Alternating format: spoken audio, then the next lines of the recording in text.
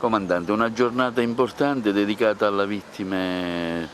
sulla strada che purtroppo sono tante e aumentano sempre. Sì, per me è un grande piacere qui oggi essere presente, insieme anche al prefetto, al questore e alle altre autorità provinciali. Tra l'altro sono contento che questa manifestazione oggi viene inserita nell'ambito della settimana europea della mobilità che va dal 16 settembre al 22 settembre. Noi non dobbiamo mai abbassare la guardia su questo tema perché dopo il lockdown, dove c'è stato un notevole calo degli incendi stradali in tutta Italia, ovviamente con la riduzione della mobilità, adesso assistiamo a un ritorno del numero di incidenti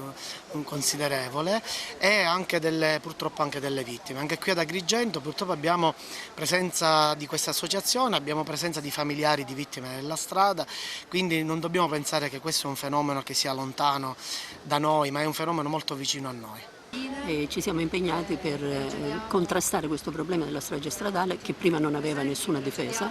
e quindi ci siamo impegnati per la prevenzione e la giustizia. Una manifestazione sicuramente toccante, quella di oggi, che avete fortemente voluto per non dimenticare chi è stato ucciso nelle strade.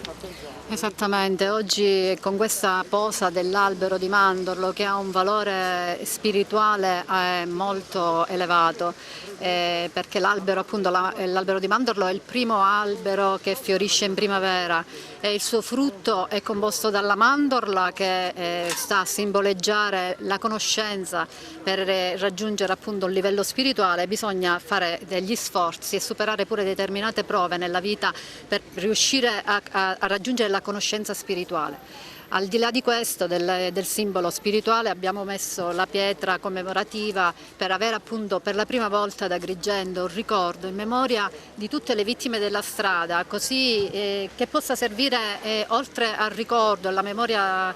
dove avere un posto pure noi dell'associazione quando faremo le celebrazioni in loro memoria, dove poter appunto posare i fiori, serva anche e principalmente da monito, da deterrente a tutti gli utenti della strada, perché bisogna ricordare sempre che la vita è un dono, la vita è meravigliosa e abbiamo l'obbligo, il dovere di salvaguardarla.